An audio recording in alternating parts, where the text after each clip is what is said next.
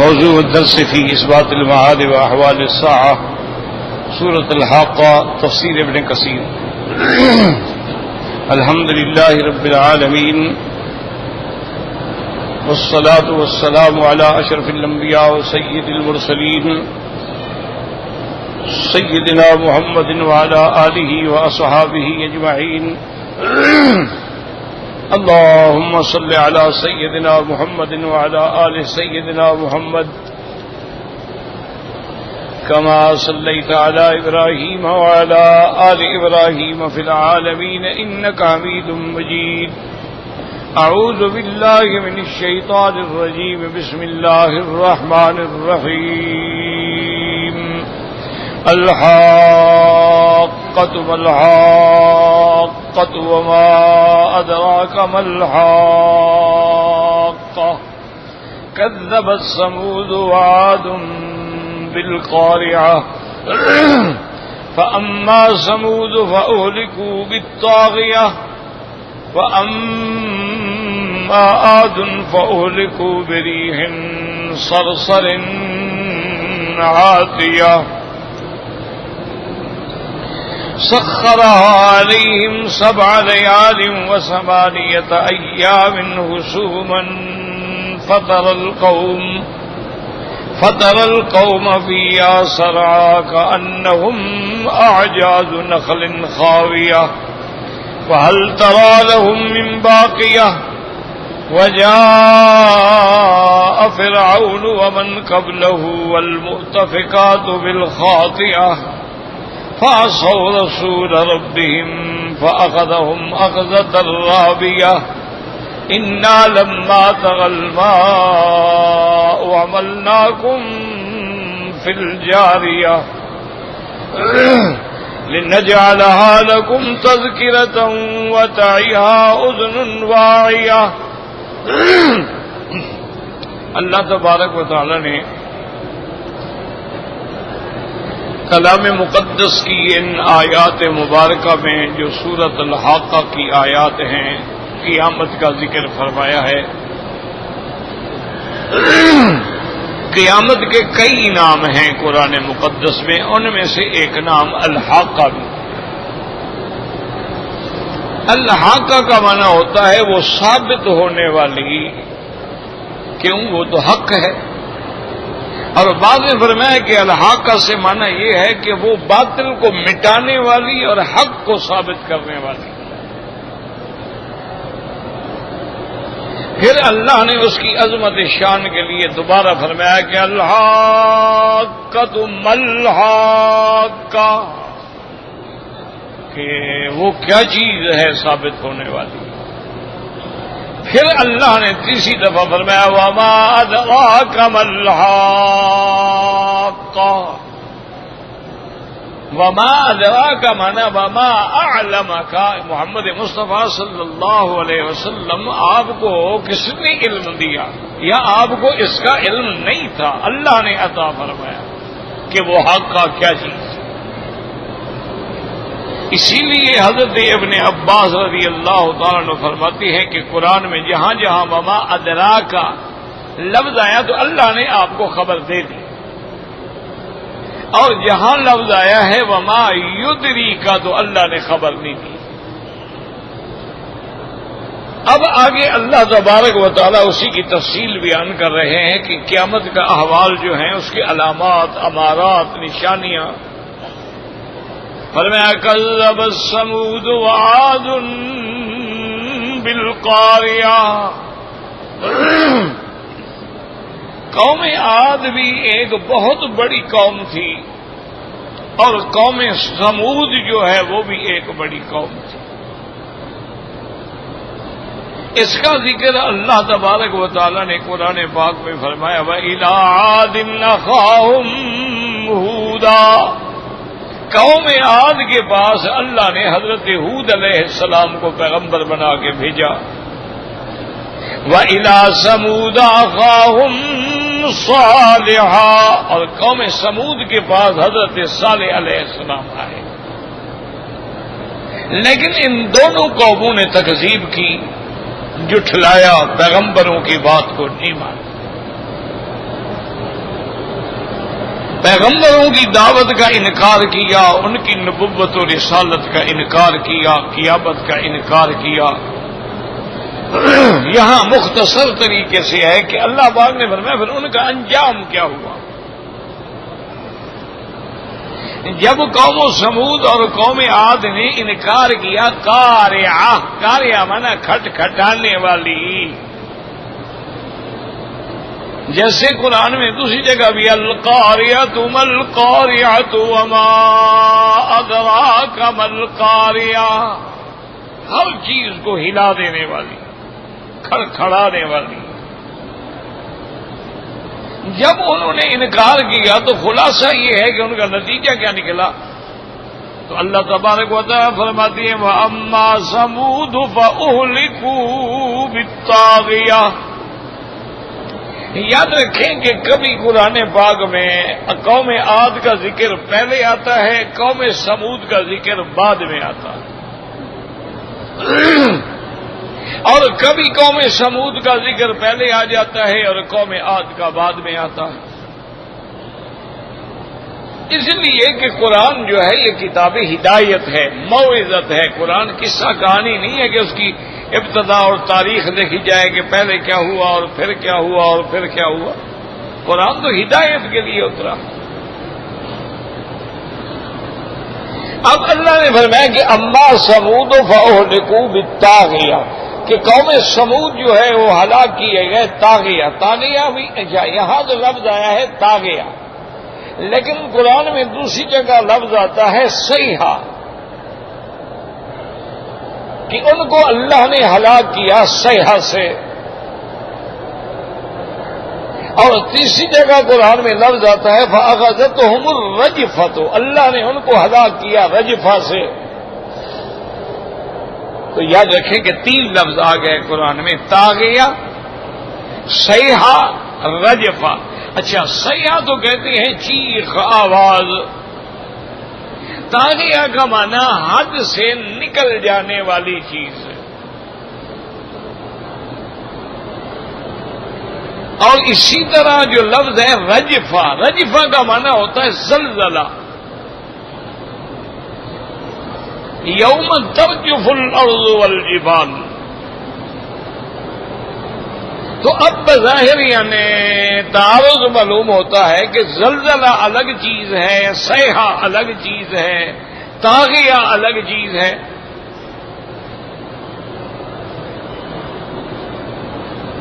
اور اسی کو جو منکرین قرآن ہوتے ہیں، منکرین اسلام ہوتے ہیں، وہ انہی چیزوں کو پکڑتے ہیں کہ دیکھو جی قرآن ایک جگہ کہتا ہے کہ ان کو طاغیہ سے ہلاک کیا گیا، اور ایک جگہ کہتا ہے صیحہ سے ہلاک کیا گیا، اور ایک جگہ کہتا ہے کہ رجفہ سے ہلاک کیا گیا۔ تو قرآن میں تو تین باتیں ہیں، کوئی ایک بات تو نہ ہوئی۔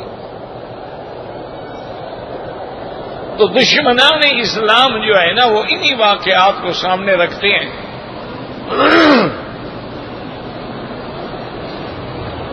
اس کی وجہ یہ ہے کہ یا تو انہیں علم نہیں ہوتا،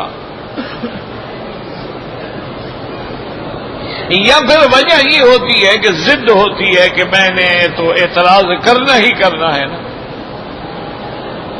ایک ہوتا ہے نا ضد، جب آ جائے تو ضد کا پھر کیا علاج ہے؟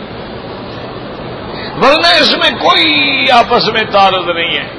علماء نے فرمایا کہ جب حضرت جبریل علیہ السلام نے اللہ کے حکم پہ آ کے چیخ ماری، آواز دی، تو اس سے زلزلہ آیا، اور وہ آواز اتنی طاقتور تھی کہ حد سے گزر جانے والی تھی۔ آواز سن کے سب جو تھے مر گئے۔ جیسے کوئی آواز پیدا ہو اس سے زلزلہ آ جاتا ہے۔ اب دیکھیں نا بڑے بڑے جہاز جب گزرتے ہیں تو دروازے ہلنے لگ جاتے ہیں، کھڑکیاں ہلنے لگ جاتی ہیں، حالانکہ وہ کھڑکیوں کو مار تو نہیں رہے، لیکن اس شدت کی آواز کی وجہ سے۔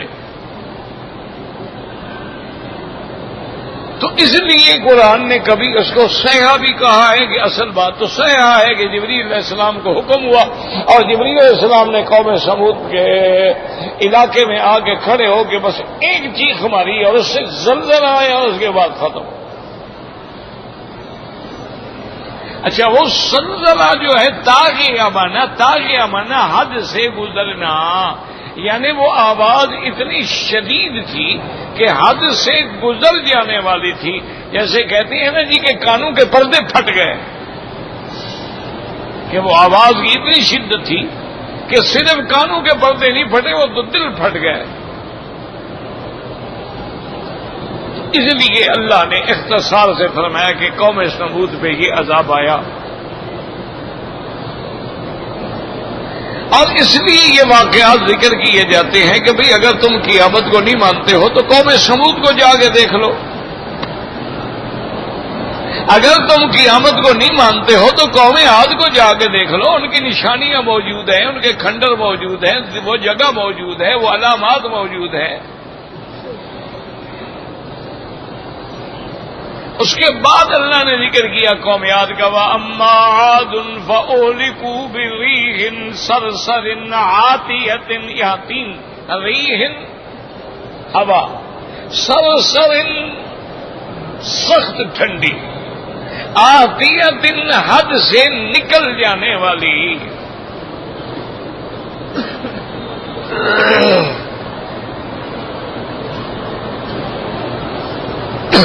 اسی لیے لفظ عتو جو ہے نا، عتو و نفور، عتو کہتے ہیں کسی چیز کا حد سے تجاوز کر جانا، نکل جانا۔ اللہ نے ان پہ ہوا بھیجی، میں نے کل عرض کیا تھا کہ 8 ہوائیں ہیں، 4 اللہ نے بنائی ہیں رحمت کے لیے، اور 4 ہوائیں جو ہیں وہ اللہ کے عذاب کے لیے ہیں۔ اور جہاں قرآن میں لفظ ری آئے گا اس سے مراد عذاب والی ہوا ہوگی، اور جہاں لفظ ریاح آئے گا اس سے رحمت والی ہوا مراد ہوگی۔ جیسے فرمایا ریح عقیم تدمر کل شیء بامر ربها، وہاں بھی ریح، اور یہاں بھی فرمایا کہ اما عاد فاہلکوا بریح،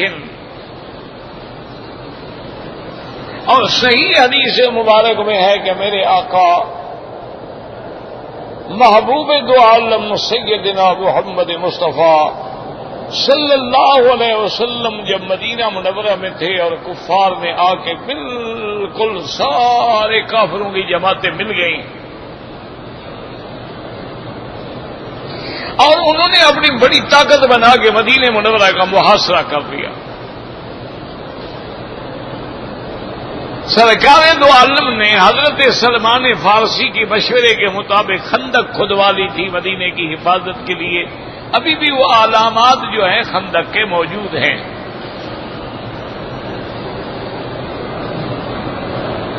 یعنی وہ تھوڑی تھوڑی نشانیاں باقی ہیں۔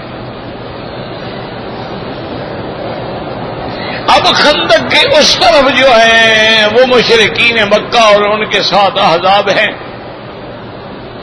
اور اندر والا حصہ جو ہے اس میں سرکار دو عالم اور صحابہ کی جماعت ہے۔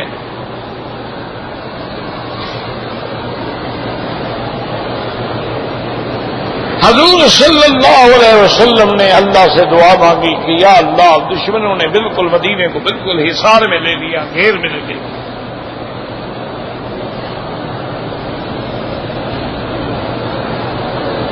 اور پھر ان کے پاس اتنی بڑی طاقت ہے کہ وہ سارے قبائل مل چکے ہیں۔ اللہ تبارک و تعالیٰ سے حضور صلی اللہ علیہ وسلم نے دعا مانگی، اللہ پاک نے دعا قبول فرمائی، اور اللہ نے ہوا بھیجی۔ وہ ہوا بھی اتنی تیز تھی کہ جتنے کافروں کے کیمپ لگے ہوئے تھے نا، کیمپوں کو بھی اکھاڑ دیا اور جانوروں کو بھی اکھاڑ کے پھینک دیا، اونٹوں کو بھی اٹھا کے پھینک دیا۔ اب وہ کھڑے نہیں ہو سکتے تھے، اپنے سامان کو نہیں پکڑ سکتے تھے، تو پھر انہوں نے یہی سوچا کہ ابھی واقعی اللہ کا عذاب ہے اور بھاگو۔ تو اس پہ حضور پاک نے فرمایا کہ نصرت بالصبا، اللہ نے باد صبا بھیجی تھی میری مدد کے لیے۔ وَأُهْلِكَتْ عَادٌ بِالدُّبُورِ، اور قوم عاد پہ اللہ نے جو ہوا بھیجی تھی اس کا نام دبور تھا، اس سے اللہ نے ان کو برباد کر دیا۔ تو یہاں اللہ فرماتی ہے کہ ہم نے جو ہوا بھیجی تھی نا بریح سر مانا سخت ٹھنڈی، ہوا ہو اور ٹھنڈی ہو تو کاٹتی ہے نا بندے کو. اور پھر آگے اللہ نے فرمایا سخرها علیہم 7 لیال و 8 ایام، کہ وہ ہوا جو ہے قوم عاد پر یعنی 7 رات اور 8 دن یعنی پورے 8 دن چلی. خصوماً کا معنی ہے متتابعۃ یعنی لگاتار، درمیان میں وقفہ کوئی نہیں آیا کہ ایک دن ٹھہر جائے پھر چلے، نہیں، متواتر. اور اس ہوا نے اس طرح ان کا یعنی کفار کا برکس نکال دیا کہ فتول قوم فیہا سرا. میرے محبوب آؤ اگر دیکھیں تو قوم ایسے پڑی تھی مردہ حال میں، اور وہ اس کیفیت میں پڑے تھے کہ انہم اعجاز نخل خاویہ، گویا کہ کھجوروں کے اصل ٹنڈ جیسے ہوتے ہیں نا وہ پڑے تھے. اچھا، ان کو نخل سے اس لیے بھی تشبیہ دی گئی کہ قوم عاد جو تھی بڑے لمبے قد کے لوگ تھے اور بڑی طاقتور قوم تھی، لیکن ایسے پڑے ہوئے تھے جیسے کھجوریں کا سرے کاٹ دیے جائیں اور ان کے جو اصل ہے جو ستون ہے اس کی طرح پڑے ہوں. اور اس کے بعد اللہ تبارک و تعالی نے یہ بھی ارشاد فرما دیا فَهَلْ تَرَىٰ لَهُم مِّن بَاقِيَةٍ، کیا ان میں سے کوئی بچ گیا رہے، بچنے والا کوئی باقی رہ کے سوال ہی پیدا نہیں. اسی لیے ان اقوام کو یاد رکھے، اقوام سالفہ بھی کہا جاتا ہے، اقوام مہلکہ بھی کہا جاتا ہے، کہ ان قوموں پر جب عذاب آیا تو ان قوموں کی نسل میں بھی کوئی بندہ نہیں بچا، نہ قوم عاد میں کوئی رہ گیا نہ قوم سمود میں کوئی رہ گیا. اس کے بعد پھر اللہ نے کہا وَجَاءَ فِرْعَوْنُ وَمَنْ قَبْلَهُ، اور اسی طرح میرے محبوب کے ہیں اس سے پہلے فرعون آیا، فرعون سے پہلے کئی قومیں آئیں. والمؤتفقات، مؤتفقات مانا وہ الٹے ہونے والے. اس سے مراد کیا ہے؟ قوم لوط ہے. اللہ نے فرمایا میرے محبوب ہم نے قوم فرعون کو پھر کیسے عذاب دیا کہ تمام کا تمام لشکر ما فرعون جو ہے ان سب کو ہم نے دریائے نیل میں غرق کر دیا اور موسیٰ علیہ السلام کو نجات عطا فرما دی. اور اسی طرح دیکھیں کہ مؤتفقات وہ الٹے عذاب والے، یعنی وہ قوم لوط جن کی 5 بستیاں تھیں اور ان میں اس زمانے کے اندر بھی لاکھوں کی آبادی تھی، لیکن وہ بدقسمت قوم ہے جس نے سب سے پہلے مردوں سے بدفعلی کا گناہ جو ہے اس کی ابتدا کرنے والی قوم لوط ہے.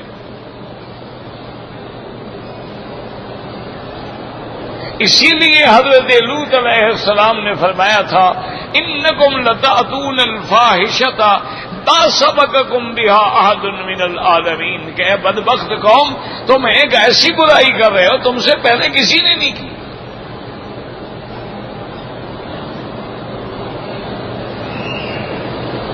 اور لوط علیہ السلام کی قوم میں یاد رکھیں کہ ایک تو عیب یہ تھا کہ وہ لڑکوں سے بدفعلی کرتے تھے، اور دوسرا عیب یہ تھا کہ لڑکے جو ہیں وہ عورتوں کا لباس پہنتے تھے، عورتوں کی طرح میک اپ کرتے تھے اور عورتوں کی طرح لچک لچک کے ٹھمک ٹھمک کے چلتے تھے. اور تیسرا عیب یہ تھا کہ سڑکوں کے راستے میں بیٹھ جاتے تھے، جو بندہ بھی گزرتا تھا اس کو کنکریاں مارتے، ٹھٹھا اڑاتے، مذاق کرتے.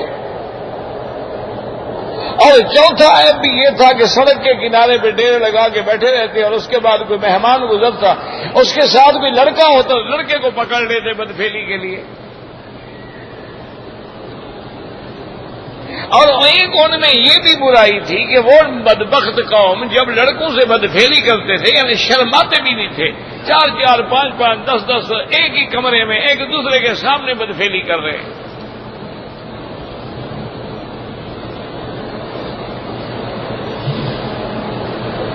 اور اسی لیے یہ واقعات بیان کیے جاتے ہیں کہ آپ بھی عبرت پکڑیں گے. کیا حضور کی امت میں تو یہ بلا نہیں آ گئی کہ لڑکے اب لڑکیوں کا لباس پہنتے ہیں اور لڑکیاں لڑکوں کا لباس پہنتی ہیں؟ لڑکیاں بال کٹا کے شولڈر کٹ بنواتی ہیں اور لڑکے بال بڑھا کے باقاعدہ اپنی اسی طرح گوندے ہوئے ہیں جیسے عورتیں رکھتی ہیں.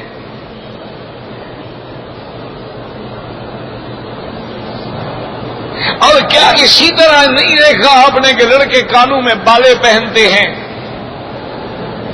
ہاتھوں میں کڑے پہنتے ہیں، گلے میں لوہے کی یا چونے کی یا چاندی کی چینیں پہنتے ہیں، اور لڑکیاں جو ہیں وہ ٹراؤزر اور پینٹ اور شرٹ اور بالکل کبھی کبھی اسکرٹ پہنتی ہیں، کبھی منی اسکرٹ پہنتی ہیں، اور کبھی اتنا باریک اور شفاف لباس ہوتا ہے کہ بدن نظر آتا ہے. کیا یہ وہ ساری برائیاں حضور کی امت میں تو نہیں آ گئی؟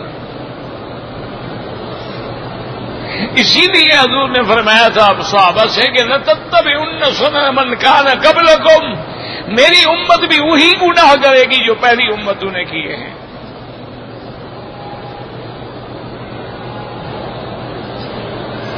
اور انہی کے راستے پہ چلے گی. اچھا، پھر بے حیائی کا یہ عالم ہو گیا کہ جب اللہ کے فرشتے پیغمبر کے گھر میں مہمان بن کے آئے تو قوم کٹھی ہو کے آ گئی، جی لڑکے بڑے خوبصورت ہیں، ہمارے حوالے کرو.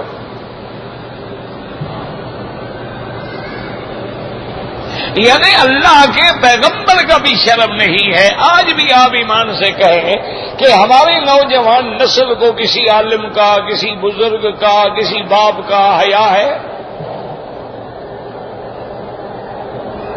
اگر کوئی ان کو ہدایت بھی کرنا چاہے، چھوڑو یار یہ پرانے زمانے کے لوگ ہیں، ان کو کیا پتا دنیا کہاں چلی گئی ہے.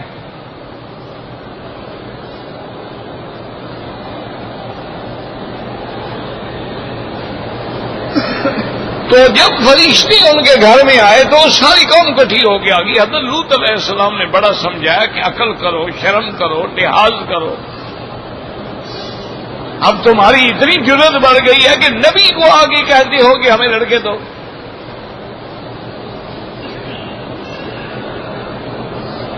انہوں نے کہا کہ لوط علیہ السلام آپ ایسی باتیں نہ کریں، ہم نے آپ کو پہلے کہا تھا کہ بھی اپنے گھر میں مہمان شہمان نہ لایا کرو.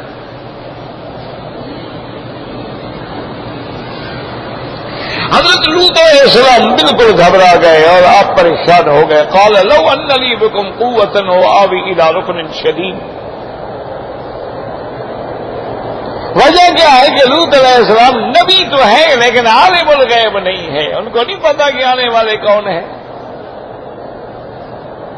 ان کو نہیں پتا ہے کہ آگے ہونے والا کیا ہے، اس لیے گھبرا رہے ہیں، پریشان کھڑے ہیں.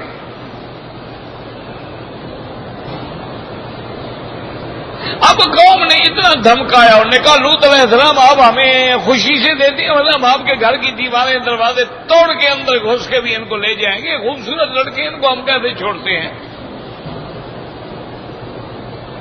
اب لوط علیہ السلام اور گھبرائے تو فرشتے اللہ کے حکم سے بول پڑے. قالوا یا لوط انا رسل ربک.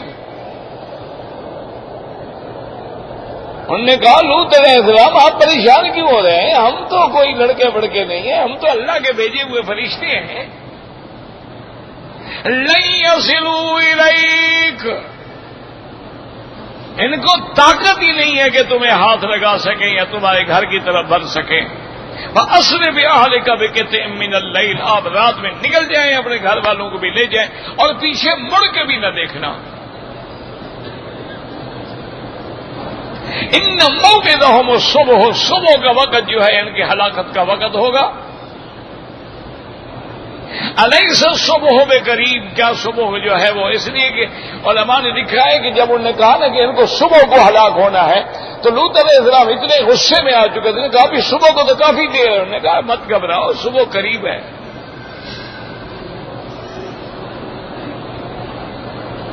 اب اللہ نے آگے بیان فرمایا کہ فلما جاء امرنا جعلنا عالیہا سافلہا، جب ہمارا حکم پہنچا تو اللہ نے حکم دیا کہ جبرائیل قوم لوط کی پوری بستیوں کو اٹھا کے آسمانوں کی طرف لے آؤ.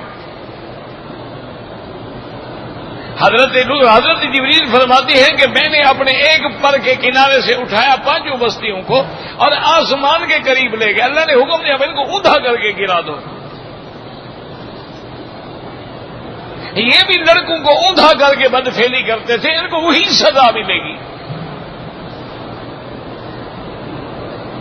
اور اس کے بعد اللہ نے فرمایا امطرنا علیہم حجارۃ من سجیل, صرف اللہ اب آسمانوں سے کسی بستی کو یوں پھینکا جائے تو کیا بچے گا, لیکن اللہ کا جلال ہے, فرمایا کہ جہنم کے پتھروں کی بارش بھی کر دو ان پہ. اسی لیے یاد رکھ لو, مسئلہ سمجھ لو کہ اگر زانی مرد یا عورت کنواری ہے تو 100 بیعت لگتا ہے, شادی شدہ ہے تو رجم ہوتا ہے. لیکن اگر کسی نے لواطت کی ہے, لڑکے سے کرے یا لڑکی سے بدفعلی کرے, اس کی سزا کیا ہے؟ حدیث پاک میں آتا ہے فقتل الفاعل والمفعول, دونوں کو قتل کر دیا جائے. اور امام ابو حنیفہ رحمۃ اللہ علیہ فرماتے ہیں اس کو وہی سزا دو جو اللہ نے دی ہے. کسی مسجد کے مینار پہ لے جاؤ, وہاں سے دھکا دے کے گرا اور پتھروں کی بارش کر دو.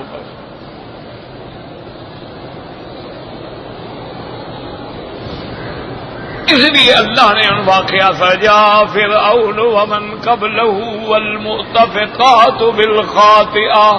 بعض علماء نے فرمایا خاطئہ یعنی ان پہ جو عذاب آئے ان کے گناہوں کی وجہ سے, ان کے خطایا کی وجہ سے, ان کے ذنوب کی وجہ سے اللہ نے ان پہ عذاب بھیجا. کیوں؟ فعصوا رسول ربہم, انہوں نے انکار کیا پیغمبروں کا. فأخذهم اخذت الرابیہ, پھر اللہ نے بھی ان کو پکڑا بڑی شدت سے, بڑی زیادت سے. پھر اللہ پاک نے قوم نوح علیہ السلام کا ذکر فرمایا انا لما طغى الماء, کہ جب پانی حد سے گزر گیا حملناکم فی الجاریہ, اللہ نے فرمایا میرا احسان ہے کہ نوح علیہ السلام اور ان کے ماننے والوں کو میں نے کشتی میں سوار کر کے بچا لیا. لنجعلها لکم تذکرۃ, یہ واقعہ تمہارے لیے یادگار رہے. یا بعض علماء فرماتی ہیں کہ ضمیر اس کشتی کی طرف راجع ہے. اللہ تعالیٰ نے کشتی کو جودی پہاڑ پہ پہنچا دیا اور وہ رہ گئی تاکہ لوگوں کے لیے نصیحت بن سکے. حتیٰ کہ حضور کی امت کے پہلے زمانے کے لوگوں نے بھی اس کشتی کو دیکھا تھا. اور یہ پہلی کشتی ہے جو حضرت نوح علیہ السلام نے بنائی اللہ کے حکم پر, اور اس کا رخ ایسے رکھا جیسے پرندے کا سینہ ہوتا ہے. علماء نے فرمایا جیسے پرندہ ہوا کو چیر کے گزرتا ہے ایسے کشتیاں بھی پانی کو چیر کے گزرتی ہیں, دونوں کی شکل ایک ہے. لِنَجْعَلَهَا لَكُمْ تَذْكِرَةً وَتَعِيَهَا أُذُنٌ واعیہ. اللہ نے فرمایا تاکہ اس کو یاد رکھے وہ کان جو سننے والے ہیں, جو سمجھنے والے ہیں, جو عبرت پکڑنے والے ہیں, وہ ان حالات کو دیکھ کے یاد رکھیں اور عبرت پکڑیں, ان قوموں پہ گزرے تو انجام کار دیکھیں. قُلْ سِیرُوا فِی الْأَرْضِ فَانظُرُوا کَیْفَ کَانَ عَاقِبَةُ الْمُکَذِّبِینَ. اللہ نے فرمایا جب تم گزرو تو تدبر کرو, غور کرو کہ ان جھٹلانے والوں کو ہم نے کیسے عذاب دیا ہے. اگر ان کو عذاب دینے پہ قادر ہیں تو پوری دنیا کو ختم کر کے پھر قیامت قائم کرنے پہ بھی قادر ہیں. اور قیامت میں بھی تو یہی ہوگا کہ مجرم کو سزا ملے گی اور ایمان والے کو جزا ملے گی. اسی لیے تو یوم الجزا اور یوم الدین ہے. اللہم ثبتنا علی الایمان, اللہم ارزقنا حسن الختام, اللہم اجعل آخر کلامنا لا الہ الا اللہ محمد الرسول اللہ. حجر اسود کی تاریخ پڑھنی ہے تو تاریخ مکہ کتاب ہے وہ لے لو اور پڑھتے رہو. ویسے بہرحال یہ جنت سے بھیجا گیا پتھر ہے. طواف کا حکم قرآن میں ہے وَلْيَطَّوَّفُوا بِالْبَيْتِ الْعَتِيقِ, اور آدم علیہ السلام نے بھی طواف کیا, اس سے پہلے فرشتوں نے بھی طواف کیا ہے.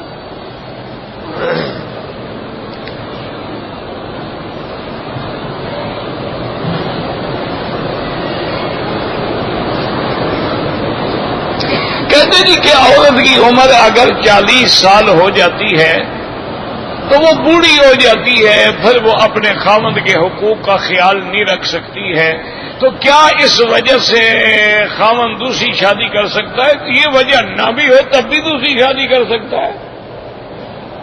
نہیں، جب اللہ نے ایک انسان کو 4 بیویاں شادی کرنے کی اجازت دی، شرط یہ ہے کہ عدل انصاف کا اتنا طاقت ہے کہ 4 کو خرچہ دے سکتا ہے، پیسہ دے سکتا ہے، گھر دے سکتا ہے، روٹی کپڑا دے سکتا ہے، اس سے اولادیں ہوں تو پھر ان کو بھی سنبھال سکتا ہے، اور اس کے حقوق زوجیت بھی ادا کر سکتا ہے، تو کریں، اس میں بوڑھے ہونے کی کوئی ضرورت نہیں، پہلی بیوی چاہے جوان بھی ہو، اس میں کیا ہے؟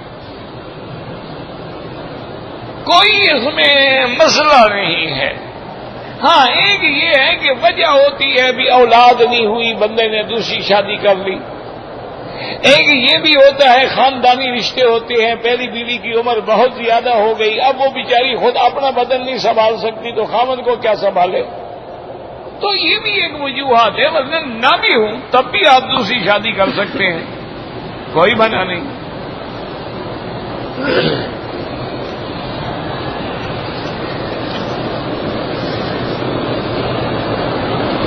کہتے جی کہ امام ابو حنیفہ رحمۃ اللہ علیہ اصل نام نعمان ابن ثابت تھا، یہ کنیت ہے۔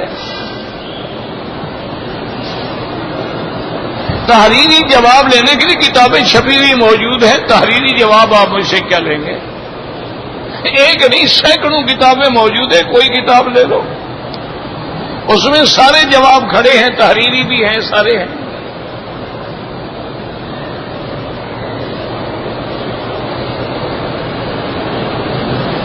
کہتے ہیں جی کہ حضور پاک نے معراج کی رات جنت کی زیارت کی، بالکل ہمارا ایمان ہے، صرف زیارت نہیں کی بلکہ جنت کے اندر داخل بھی ہوئے ہیں، اور وہاں حضور نے حضرت عمر کا گھر بھی دیکھا، اور جنت میں چلتے ہوئے حضرت بلال کے قدموں کی آوازیں بھی سنی، اور جہنم کا منظر بھی آپ کو دکھلایا گیا۔ بالکل یہ تو حدیثوں میں ہے، اور ایک حدیث نہیں، کئی احادیث مبارک میں موجود ہے۔ اللہ تعالیٰ کا دیدار بالکل دیدار ہوا ہے، جیسے اللہ تبارک و تعالیٰ نے موسیٰ علیہ السلام کو شرف کلام بخشا ہے، حضور کو شرف رؤیت بخشا۔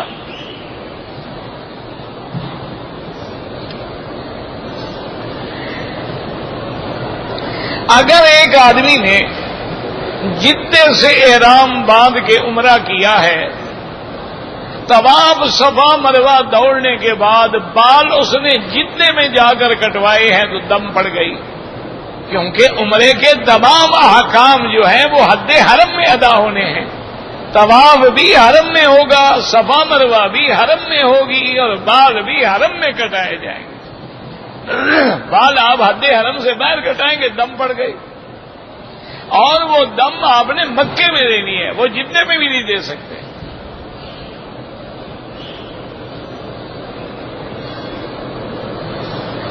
اگر ایک آدمی مر جائے، اللہ کا قرآن پڑھے، سورۃ یاسین پڑھے، صبح دفن ہونے جب بھی دفن ہو اس کے لیے دعا کریں، قرآن پڑھیں، مغفرت کے لیے دعائیں مانگیں، کوئی مسئلہ نہیں۔ مٹی ڈالنے کے بعد بعض علماء نے لکھا ہے کہ سورۃ البقرہ کی آخری آیات پڑھی جائیں، لیکن کسی صحیح حدیث مبارک میں نہیں ملا۔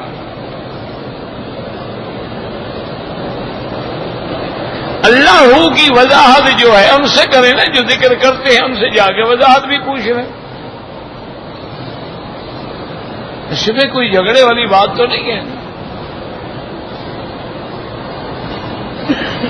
نماز جنازہ کے بعد سلام ایک طرف پھیریں، دو طرف پھیریں، دونوں جائز ہیں۔ اسی طرح اقامت کی تکبیر حدیث میں 2 دفعہ بھی آئی ہے، 1 دفعہ بھی آئی ہے، کوئی مسئلہ نہیں۔ اشہد ان لا الہ الا اللہ، اشہد ان محمد رسول اللہ، یا 2 دفعہ اشہد ان لا الہ الا اللہ، اشہد ان لا الہ الا اللہ۔ احناف نے 2 والی حدیث پہ عمل کیا ہے، اور حنابلہ جو ہے رحمہم اللہ علیہم وہ 1 پہ عمل کرتے ہیں۔ دونوں حدیث میں جب موجود ہو تو جھگڑا نہیں ہوتا، یعنی جس مسئلے کا اصل قرآن میں ہو یا حدیث میں موجود ہو تو الحمدللہ۔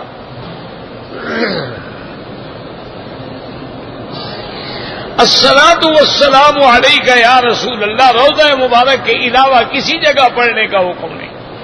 دور سے آپ درود پڑھیں گے اللہم صلی علی محمد جو آپ نماز میں پڑھتے ہیں.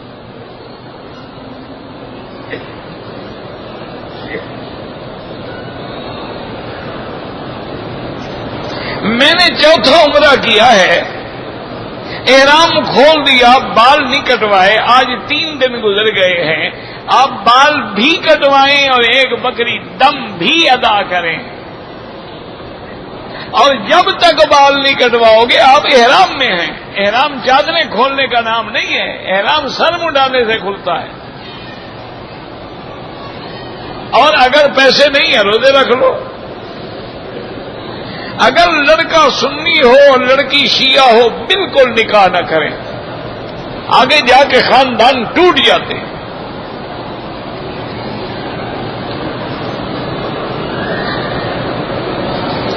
پوری امت کی طرف سے ہم ایک عمرہ کر دیں بالکل ناجائز ہے. طواف کے دوران میں نظر نیچے رکھیں، عاجزی کا نام ہے نا، یہ مقام تذلل ہے کہ بندہ عاجزی سے اللہ کے گھر کے باہر پھر رہا ہے.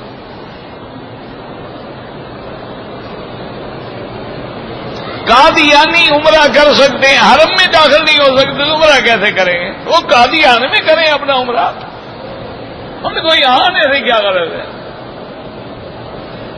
قادیانی جو ہے نا، قادیان والے ربے چلے جائیں، ربے والے قادیان چلے جائیں، ان کا اپنا عمرہ ہو جائے گا. جب ان کا سب کچھ اپنا ہے، بہشت اپنی ہے، جنت اپنی ہے، امہات المومنین کے لقب اپنے ہیں، سارا کچھ انہوں نے فرضی بنایا، ایک عمرہ بھی بنا لے. کون سا جب نبی بنا لیا جھوٹا تو عمرہ بنانے میں کیا پہاڑ ٹوٹے گا؟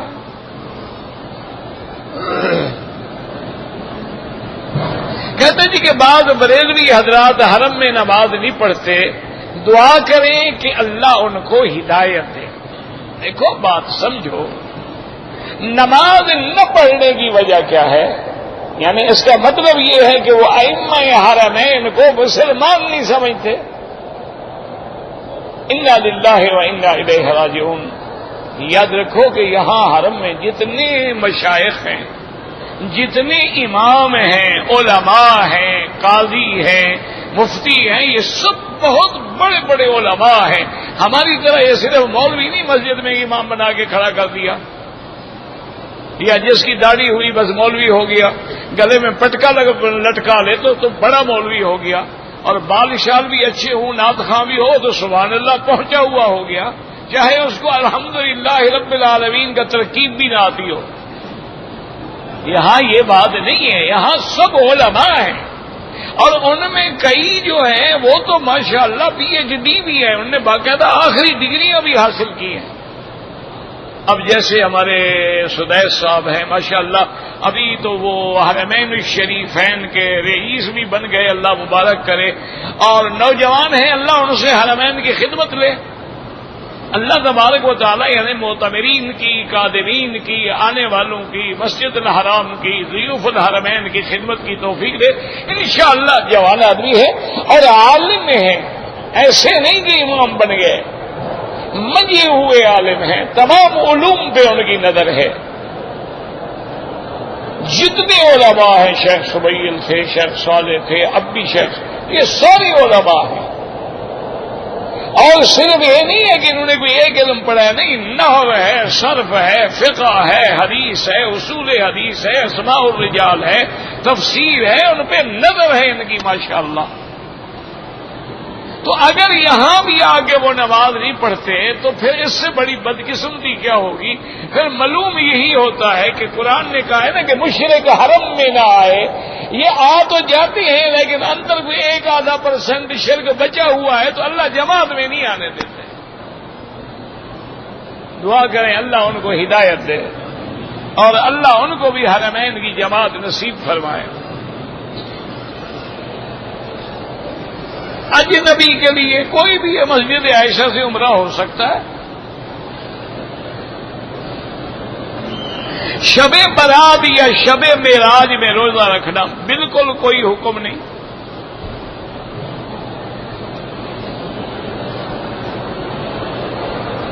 ہمارے ہاں جو بچوں کو بلا کے ختم کرواتے ہیں گھروں میں، بالکل بدعت ہے۔ گھر والے بیٹھ کے کیوں نہیں پڑھتے ہو؟ تمہاری زبانوں پہ کوئی مہر لگی ہوئی ہے؟ یا اللہ نے تمہیں محروم کیا، قرآن آتا نہیں، ہر چیز کرائے سے پڑھواؤ گے؟ پھر قبر میں جب جواب دینے کا وقت آئے گا وہاں بھی کوئی طالب منگواؤ گے پیسے دے کے؟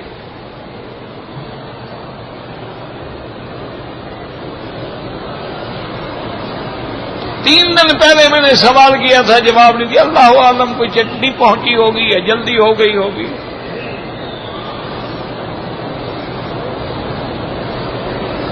پہلا کعبہ مسجد اقصی نہیں ہے، کس نے کہا ہے آپ کو؟ پہلا کعبہ یہی ہے۔ مانا یہ ہے کہ حضور پاک کی نبوت جب آئی ہے تو حضور نے اس کعبے سے پہلے اس کی طرف نماز پڑھی، اس لیے اس کو اول کعبہ کہہ دیتے ہیں۔ یہ نہیں ہے کہ وہ کعبے میں اول ہے یا بنانے میں اول ہے، کیوں؟ قرآن ہے اول بیت وضع للناس۔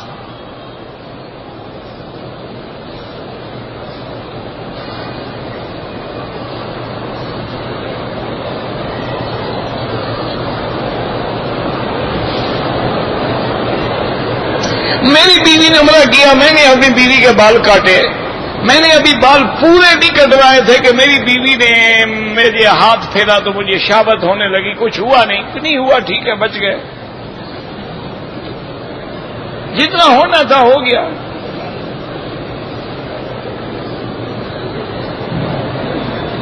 ایک آدمی اگر کسی کمپنی میں ملازم ہے، اس کو تنخواہ نہیں ملتی تو شکایت کرے، یہ تو نہیں کہ وہ بھی چوری کرے، محکمے موجود ہیں، شکایت کرے۔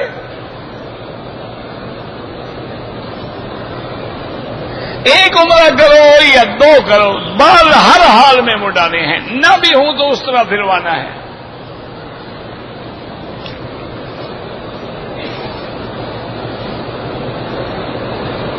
میں نے حنفی مسلک پہ ہوں، لیکن میں بال منڈوانا بھول گیا، اسے ٹک لگایا، ایک بکری دم دے دو اور بال بھی کٹواؤ۔ قرآن کریم کو ترتیب جو اللہ نے دیا ہے، اللہ نے حضور کو سکھلایا کہ یہ سورت فلاں جگہ رکھو، یہ فلاں جگہ رکھو، یہ آیت فلاں سورت میں رکھو، یہ تو ساری اللہ کی طرف سے ہے۔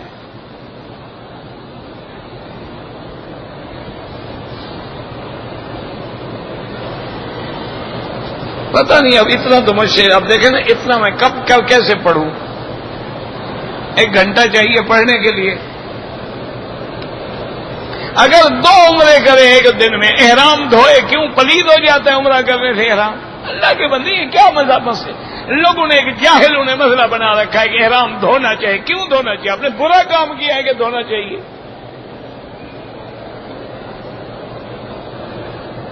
احرام کے جب آپ طواف کریں گے تو کندھا ننگا رکھیں گے 7ویں چکر میں، صفا مروہ میں کندھا ننگا نہیں رکھیں گے۔ اگر اپنے سر آپ نے خود مونڈا ہے کوئی حرج نہیں، بالکل ٹھیک ہے۔ اگر کسی آدمی نے عصر کے بعد 3-4 طواف کیے ہیں، بعد میں 2 رکعت 2 رکعت پڑھ لے۔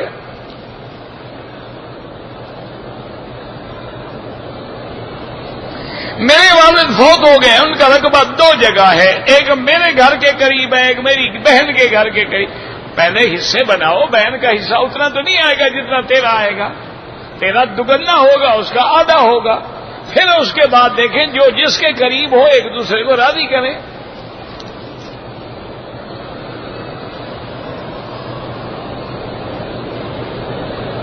دوسرا عمرہ ہم نے مسجد عائشہ سے کیا، ٹھیک ہے۔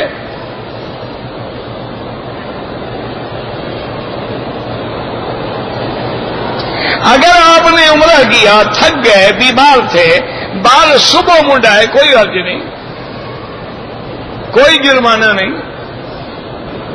اگر مغرب کی اذان کے بعد ہم حنفی لوگ ہیں تو ان کے لیے 2 رکعت نہیں ہے، وہ مغرب کے بعد پڑھیں، باقی ائمہ کے نزدیک جائز ہے۔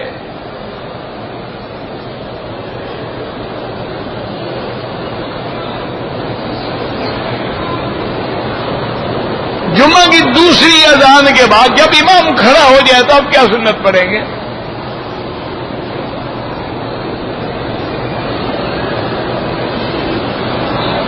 اگر ایک آدمی نے چوری کی لیکن الحمدللہ اب اس نے توبہ کر لی، لیکن وہ مال بھی واپس کرنا چاہتا ہے، لیکن وہ مال کا مالک نہیں ملتا، خیرات کر دے۔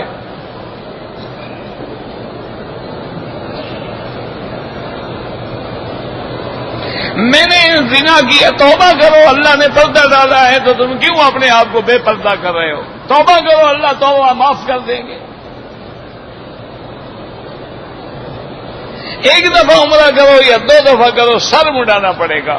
ربنا تقبل منا انك انت السميع العليم وتب علينا انك انت التواب الرحيم اللهم اجعل لنا وللمسلمين من كل هم فرجا ومن كل ضيق مخرجا ومن كل بلاء عافيا اللهم فرج هم المهمومين نفس كرب المكروبين واقض الدين عن المدينين واشفنا واشف مرضانا ومرضى المسلمين اللهم اصرف عنا وعن اهلنا اولادنا كيد الكائدين وحقد الحاقدين وحسد الحاسدين ومكر الماكرين والسحر الساحرين والظلم الظالمين یا قوی یا عزیز۔